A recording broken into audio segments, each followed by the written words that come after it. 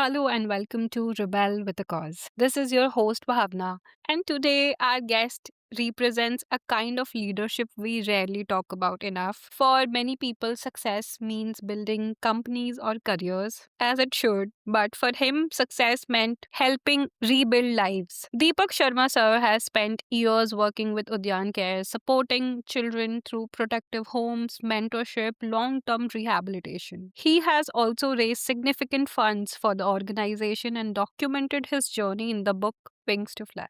But today we're not just talking about charity, we're talking about systems, decision, and what it is really like to change the trajectory of a child life.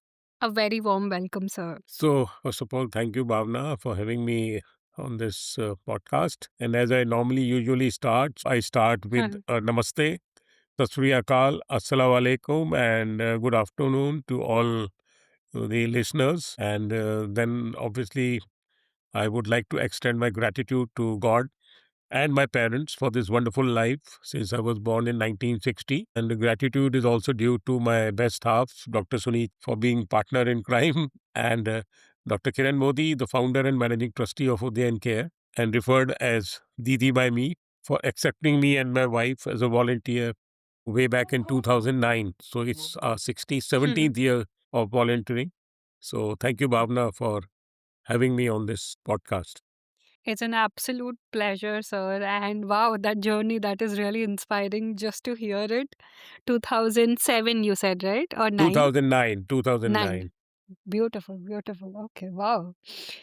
So I would love to know that why you started. What was the intention or the motivation behind it? So, Bhavna, it's an interesting story. And I would Mhm, not say story, it's a real hard fact. I'm a 1982 engineering graduate. And as always, from a middle class family, children will do. I joined the corporate world, and 82 the journey continued, and in 1996 I was working with ABB, Swedish multinational. I'm an electrical engineer by profession. So in one of the visits I visited Mother Teresa's missionary of charity in Calcutta on an official visit, where in the evening I went there and spent some time. And that perhaps was the moment of truth, I would say, because I spent about 15, 20 minutes or 25 minutes. That is 1996. And there I saw a lot of 30, 40s ladies and men surveying, working with the type of adults and old people, something which really touched my heart, that why they are doing this. And there has to be something inside them that they choose to do this. So that was actually the real turnaround. I was 36 that time. The real calling within me that at some stage of life, I need to give back to society. And that's how the journey continued. But as we always say, that when we plant a tree, first put the seed. So that seed was sown in me. Yes, at certain stage of life, if God gives me a long life, I would give back to society. So with that dream in mind, I continued my corporate journey till 2009, when I started part-time volunteering with Udyan Care, which is today now a 32-year-old NGO. And 2013, after almost 4 years of part-time volunteering, I totally quit the corporate from a senior position with Tata Teleservices, and it's now been 30 years full-time as a volunteer with Udyan Care. So ऐसे जैसे like we say in Hindi, tan man dhan. So it's like my time, my energy, my love, and whatever little wealth I have is all for this cause of Udyan Care. I hope I have responded to your question. Absolutely, absolutely. That's such a heartful story. In 1996, I was not even born then. And from then since today, wow. So it was just that you can say a calling. Mhm. I thank God for this calling and this opportunity. I can only say that. Beautiful. I think we all need a purpose to live for. I will talk about the purpose and so many other terms which I have coined in my life. Going forward, I'm Yeah. going to touch that, all those things. Looking forward to it.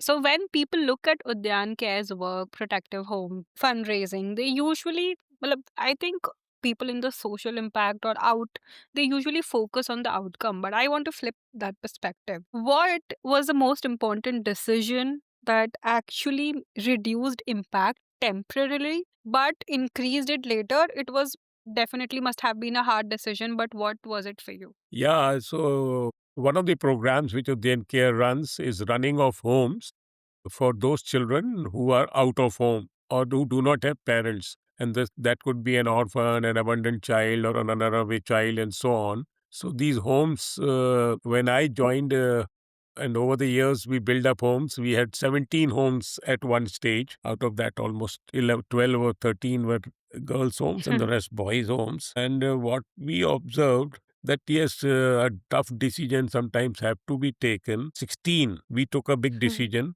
that we will not open new Udyangar, right?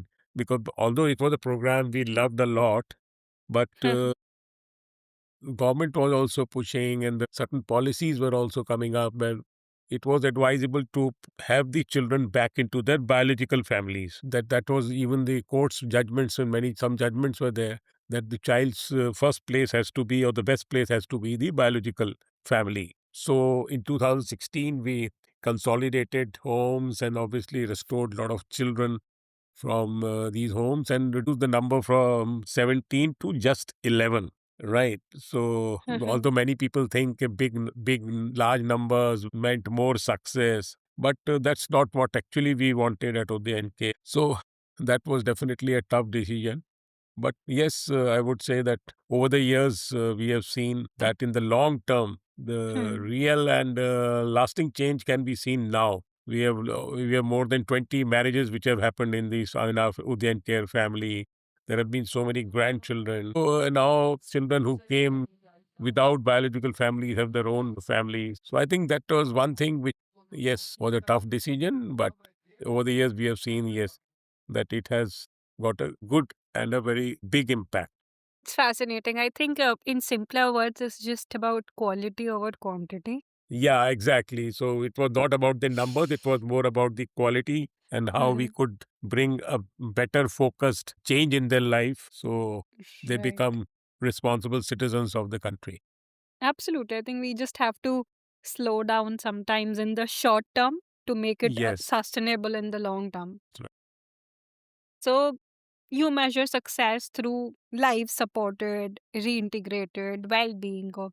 How do you actually know when a child life has fundamentally changed in a way that it can sustain itself? Because I am a firm believer कि एक बार खाने देने से what change will it become? So how does Udyan Care make sure that fundamental changes are sustainable in the long term in a child's life? So, Bhavna, coming to this question, one of the USPs of running these homes, what we have right from beginning run these homes as a life living in family environment. The USP for running these homes we have is we have a concept of mentor parents. So, like Okay. one of the homes in Greater Noida, where I Hmm. and my wife, she's a doctor, we are mentor parents to the girls in that home.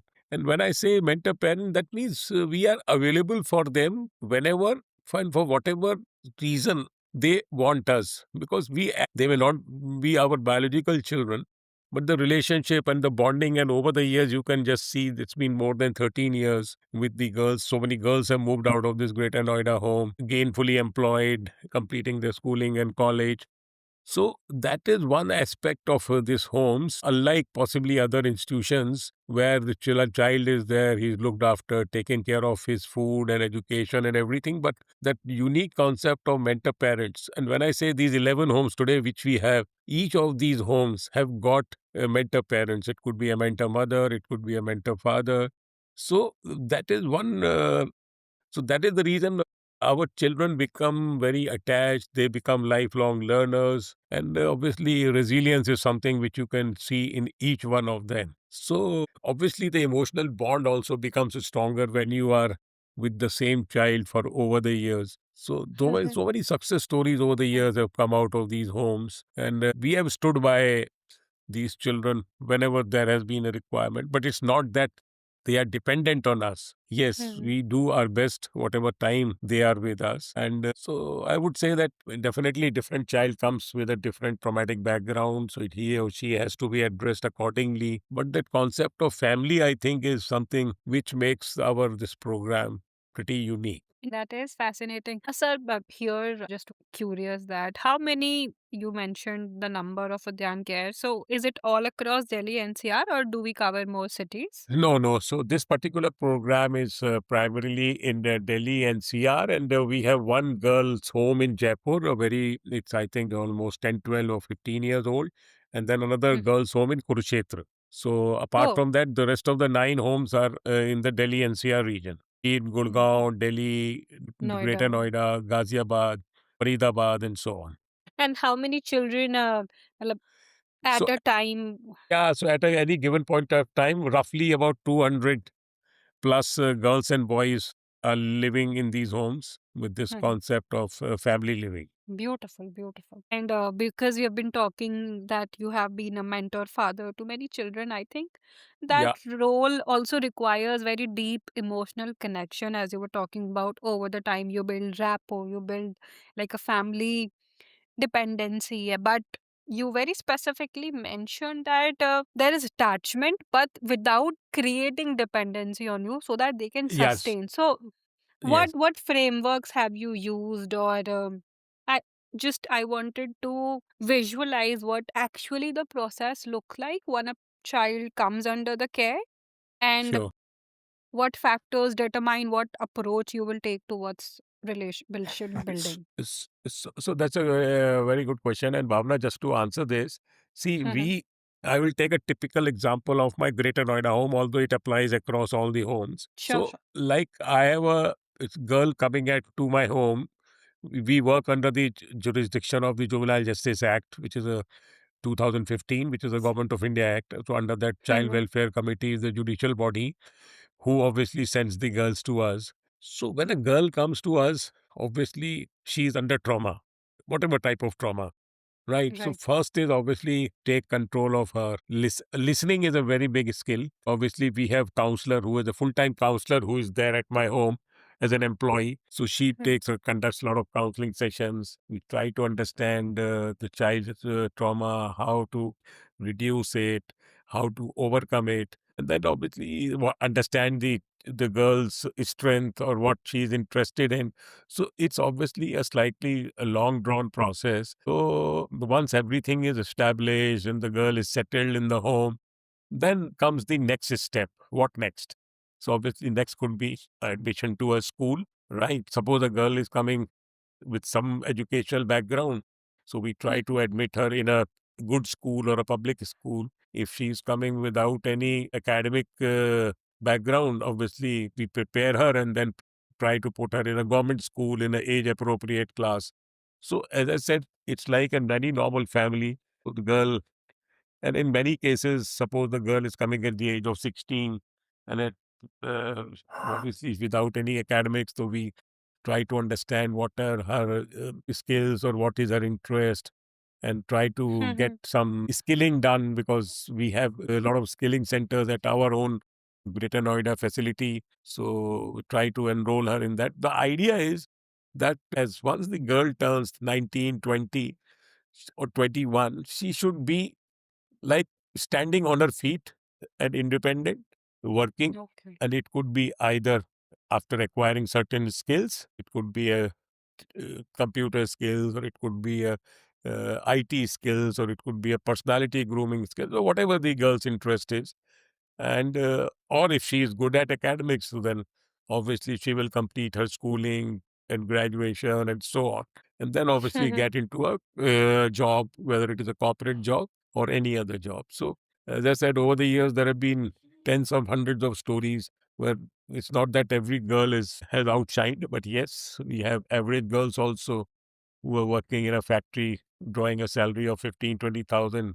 We have girls who are drawing six-figure salaries also working in corporate. So it's, as I said, it's a continuous ongoing thing when the girl comes, and we obviously prepare her for the life ahead once she turns 21, 22. That is inspiring because what you're describing is a balance between care and empowerment. It is not a just giving them care and making them feel at ease, Yeah, so but every decision, every action is done in close consultation with the child.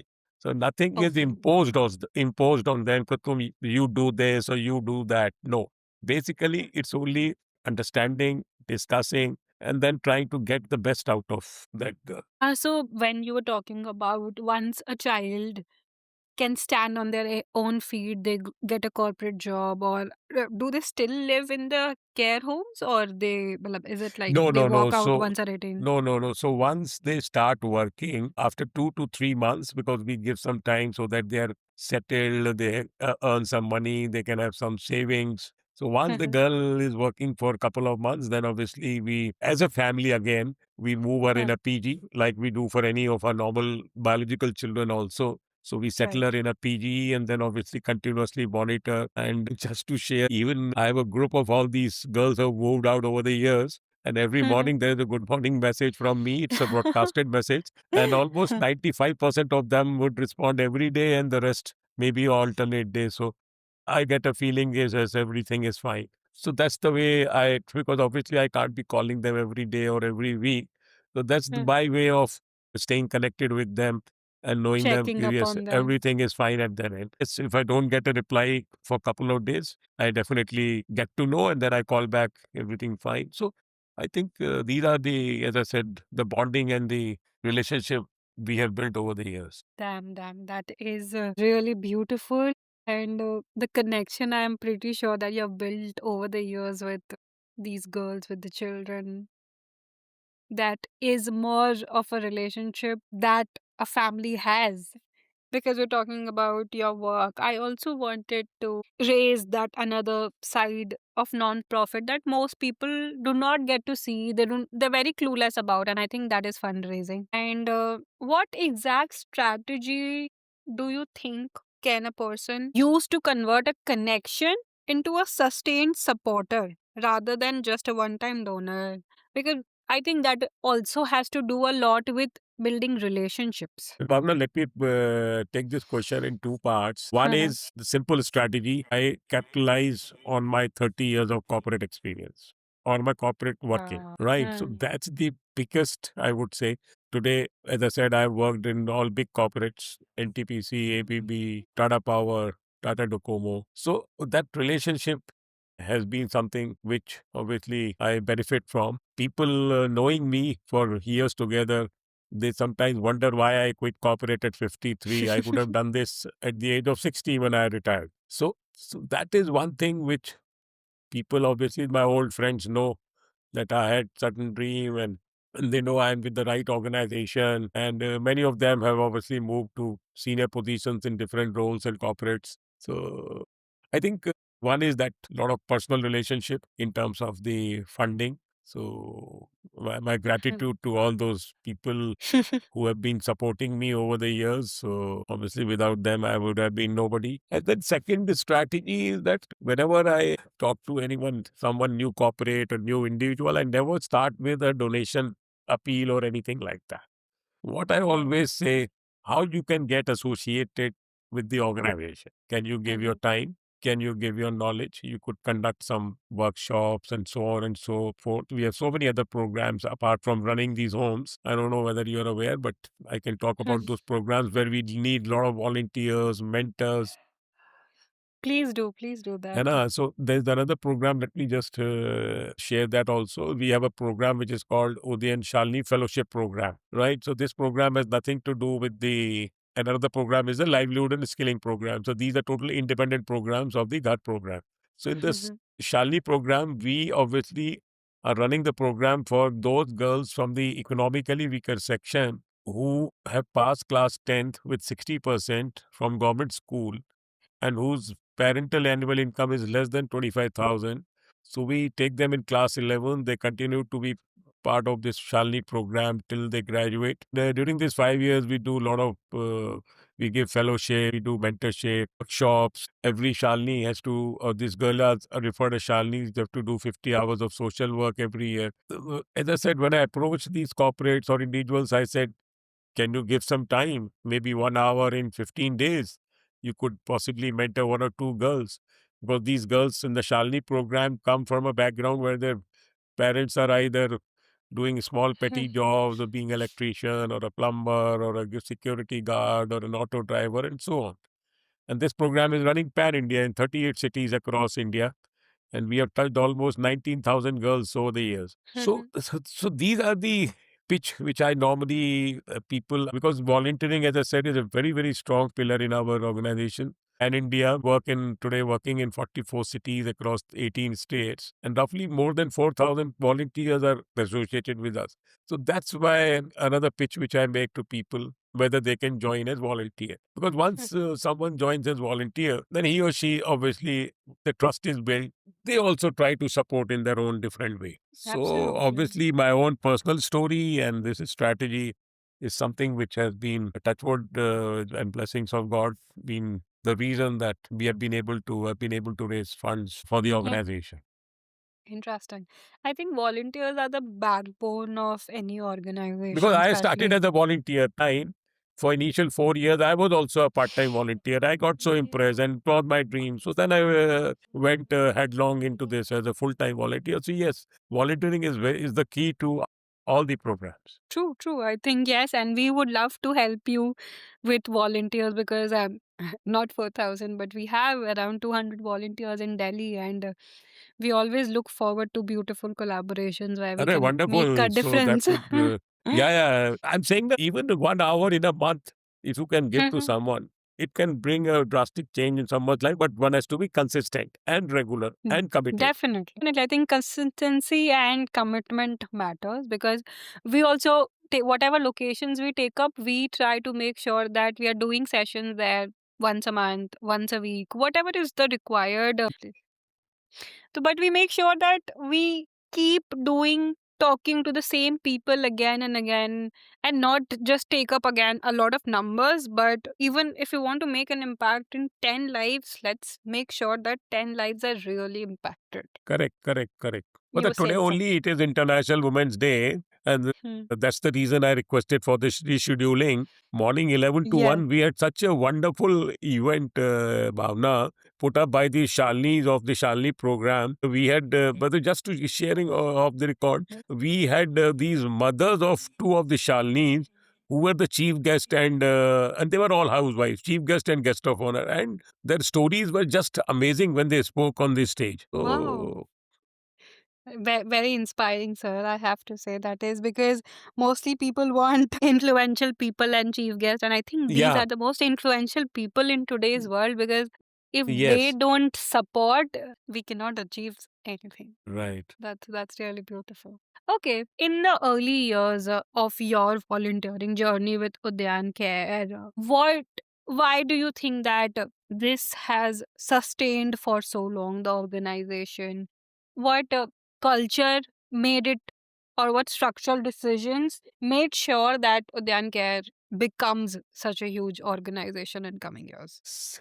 See, there are several reasons for that, but one reason is obviously a very clear transparency in what we are doing, right? Then, obviously, our entire board, I've been now part of the board, initially as an advisor, now as a trustee. So I've seen how much the board members are involved. But I have not come across too many NGOs where the board members are actually involved in so many operational issues. And that has really become there. All of each one of us have become like inspiration to a lot of people. And transparency in all our actions and dealings. Matlab, initial first 4 years when I was a part-time volunteer, possibly the one reason was that I wanted to evaluate Udyan Care. Because today, sorry to say, a lot of NGOs have a bad day, right? For whatever reason, I'm not going into those reasons. So initial 4 years, yes, because then I got to know people, I got to know the systems, the processes, the accounting systems, the account books, transparency, and so on.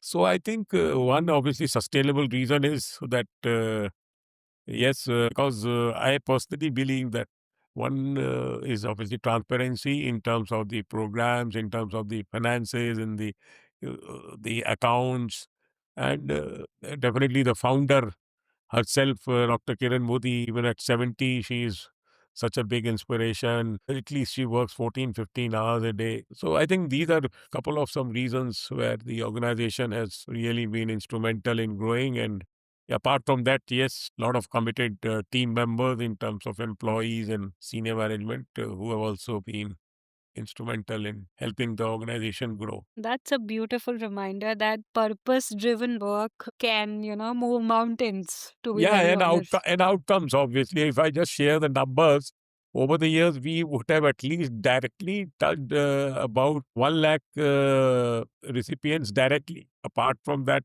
you can see the indirect could be running in millions. So the Right, impact is right. also there across all the programs. Wow, wonderful. I now want to get back to your book because when I was told about the idea of the book and the documentation part, I absolutely was so impressed. Being a writer myself, I just wanted to know what sparked the idea. Well, how did you reach to that idea of bringing that book and how did you manage to bring it to reality? So, first of all, a slight background Yes, that please. and I always refer to one of my dear friend Ashish Chakravarti. He was working in Genpact. Now he's a freelancer. Mhm. So Genpact is a big partner for Udayan Care. So we were just chatting one day, sitting in his canteen in 2018 or 19. It was about 5, 6 years since I had joined Udayan Care as a volunteer, and he used to tell me, "Sir, why don't you write a book? It's been so inspirational. You need to write." But as always, and with an engineering background and no habit of writing, well, like, yeah, let me think it over. I will do one day. I will do one day. But yes, as, I will not say luck, but as situation happened, COVID came in 2020, and that's how something inside me told me, "Okay, now possibly is the time." A lot of movement was restricted. I was more at home, and I used to write diaries from long time. So I picked up my old diary, started scribbling notes, and thought of writing this book. And then over the journey, I started actually picked up the pen in August 2020. And one reason which obviously sparked inside me was that even if my journey, if I put it in form of a book, could guide even one person, then it is possibly worth writing or sharing.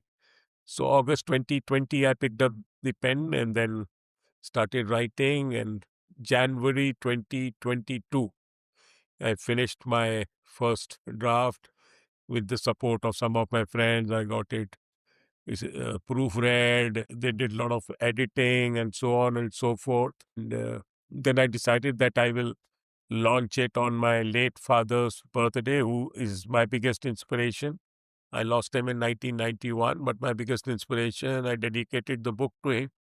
So 29 July 2022 was his birthday. So I launched the book on that particular date. And so far, roughly 3,000 copies have been sold. And I feel that, yes, I think it was good that I wrote, and more than 100 good reviews on Amazon about the book. So in case you find time, you can just go through I am. few reviews on Amazon. And the best part, Nice. obviously, I don't know. The best part of it was that you would have heard about Mr. Beast. Yes, yes, I know your. Yeah, so he also came across through one of my friend about this book, and Mhm. but it was like most unexpected thing. That team came to India in March 2020, Mhm. created a 13-minute video on Udayan Care, where the central theme was the content of the book.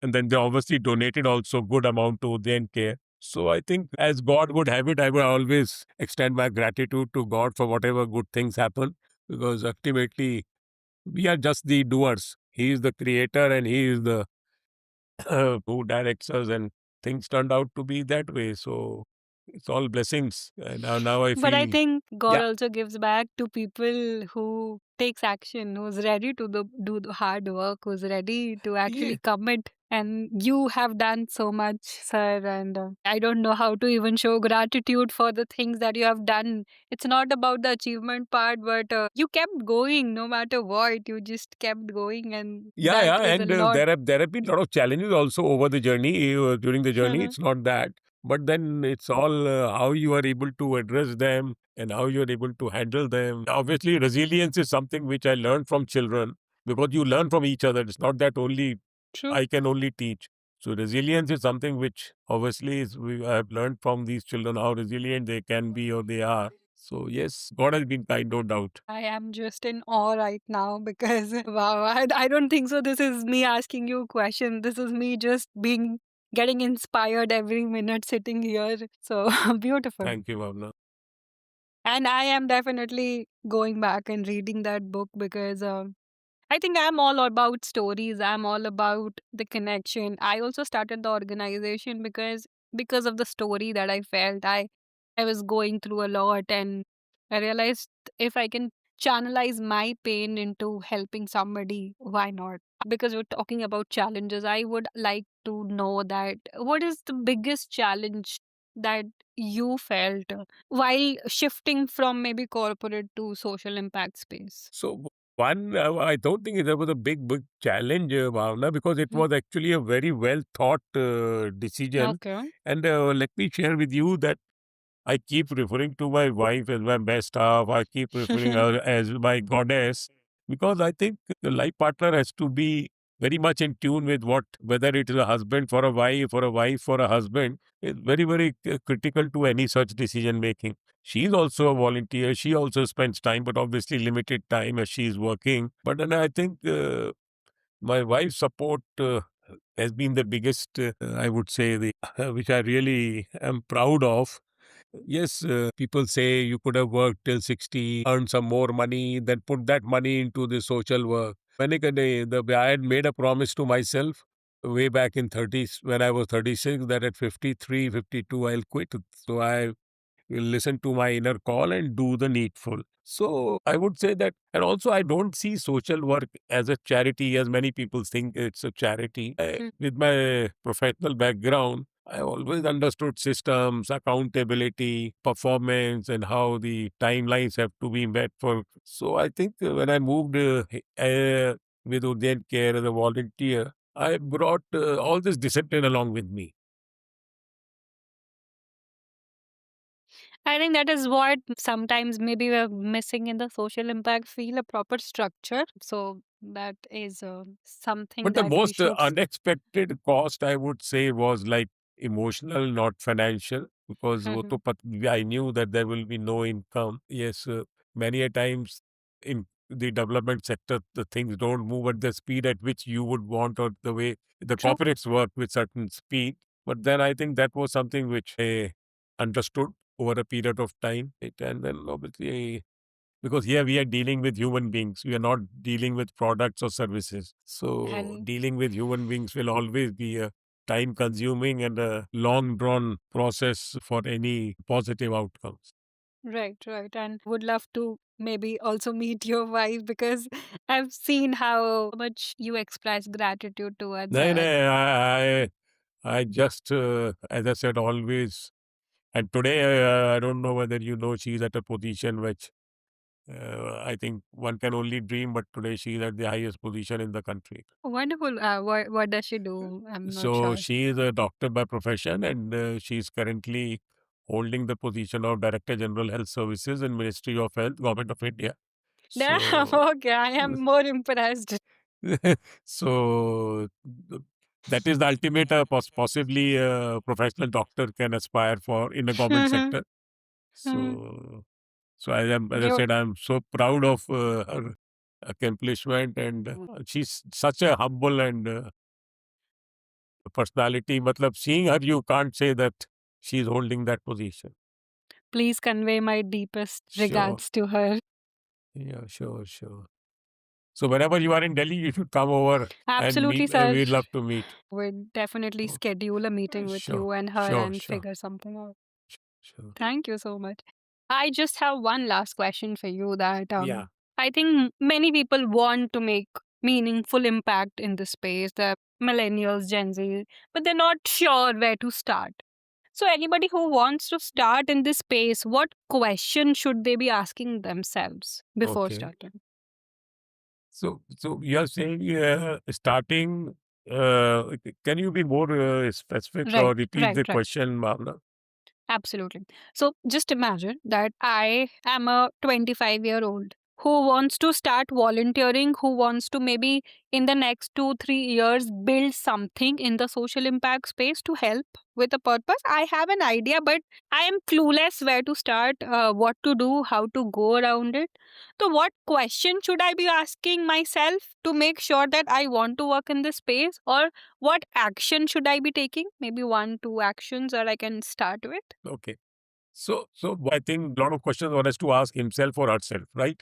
So one question which, because see, today each one of us, one, we are lucky that we have got a human life. So each one of us have some passion or some liking for some work apart from what we do in our normal routine, whether it is working in a corporate or raising a family. But we may have love for animals, we may have love for environment, we may have love for children, we may have love for old age people or whatever, right? So first to try to identify that what you are a bit interested or a bit passionate about, because when you do something without any commercial you need to have passion for that, because until as you have a passion you won't be able to contribute.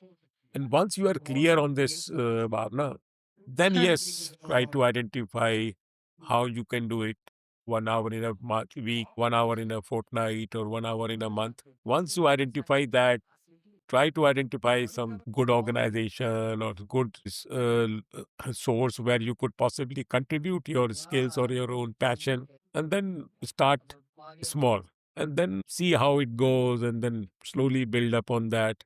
So I think something you like doing or you're passionate about, that's the important thing to identify first. Thank you so much, sir. Because, like, when we started in 2009, we were very clear that we want to get associated with something to do with children's education. Children. Because Right. coming from an education background, coming from my father was a professor of physics at a legal university. You have studied physics. So, Right. so, so we were very much keen to get involved with children's education, and that's how we got connected with Udyan Care, whose focus area is education per se. So Mhm. that's very important to identify. Yes, to identify what area we would like ourselves to Yes, associate with and yes, how much yes, time we can dedicate and then start yes, working yes, on it. Perfect. yes, yes. Thank you so much, sir, for sharing these insights. I think what stands out for me is that meaningful impact cannot be created by isolated system, but it has to be built through consistent decisions, thoughtful systems, and commitment. But more, I think it is all about what is in our heart, what we want to do. So that is a very powerful thing to have. So thank you so much for doing And this one today. closing remark before Yes, you end this, please. which I possibly wanted to share. The book which you mentioned, which I have written, Wings to Fly, I have divided that book into three parts, three sections, in fact: the learning phase, the earning phase, and the returning phase. So each Okay. one of us, I personally feel, need to identify when they want to start their returning phase. When I say returning phase, because see, in every book, whether it is Mahabharata or any other book, we all have read that we came empty handed and we will go empty handed. So I think that's the important philosophy. If we can practice that and work on when the returning phase will start, because at least we in our family have decided that and we are doing that, to be honest, with the blessings of God. So one has to identify returning phase, whether it could be 40, 50, 60, 70, whatever. But then I think we, each one of us has obligation that we should go empty handed, and whatever we have credited over the years should be debited from our life, which is called the life's balance sheet. So I think with these closing remarks, I would just end it here. Wow, that is going to stay with me. And I think we all have heard of this phrase, but we do not understand how important it is in our life, what it signifies. And I am glad that I got this opportunity to sit down with you today and to learn from you. So, again, Thank you, Bhavna. thank you, sir. Thank you for this wonderful opportunity. I'm really, my gratitude to you and Garvit, who made this happen. Absolutely.